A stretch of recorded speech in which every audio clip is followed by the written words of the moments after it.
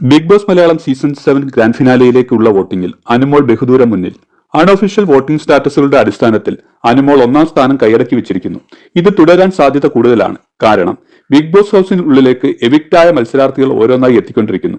ഹൌസിൽ വന്ന ശൈത്യ, മുൻഷി രഞ്ജിത്ത്, RJ ബിൻസി എന്നിവർ അനുമോൾക്കെതിരെ ശക്തമായ വാദങ്ങളാണ് നടത്തുന്നത്.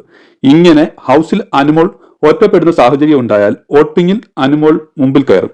കാരണം അനീഷ് അനുമോളെ പ്രപ്പോസ് ചെയ്തത് പോലും അനുമോളുടെ മിസ്റ്റേക്കായാണ് അവർ വിലയിരുത്തിയിരിക്കുന്നത്.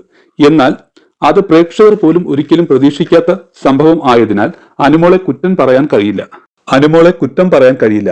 ആദ്യം മുതലേ ഞാൻ കല്ലാണ്, എനിക്ക് ആരോടും അടുപ്പം കാണിക്കാൻ സാധിക്കില്ല എന്ന് പറഞ്ഞ ആളാണ് അനീഷ്. അതുകൊണ്ട് തന്നെ അല്പം സ്വാതന്ത്ര്യം കാണിച്ചാലും അത് തമാശയായി കരുതുമെന്ന് അനുമോൾ ചിന്തിച്ചു കാണും. പക്ഷേ ശൈത്യയുടെ ആരോപണത്തിലൊക്കെ കഴമ്പുണ്ടെങ്കിലും ഈ അവസരത്തിൽ പറയുമ്പോൾ അതെല്ലാം വോട്ടായിട്ട് മാറും. ഇപ്പോഴത്തെ വോട്ടിംഗ് നില അനുസരിച്ച് അനുമോൾ 15,321 വോട്ടും, അനീഷ് 14,000 വോട്ടും, ഷാനവാസ് 9,201 വോട്ട്, നൂറ 8,551 വോട്ട്, നിവിൻ 7,008 വോട്ടുകളും, അക്ബർ 6,115 വോട്ടുകൾ, ആദില 5,750 വോട്ടുകളുമാണ് ലഭിച്ചിരിക്കുന്നത്. മിഡ് വീക്ക് എവിക്ഷനിൽ ആദില പുറത്തു പോകാനുള്ള സാധ്യത കൂടുതലാണ്. ഇങ്ങനെ ആദില പോയി കഴിഞ്ഞാൽ നൂറ ശക്തിയാവും.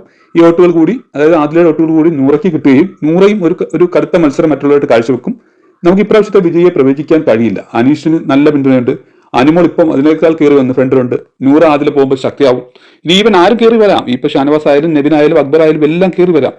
അങ്ങനെ ഒരു സാഹചര്യം തന്നെയാണ് ഇപ്രാവശ്യം ഉള്ളത്.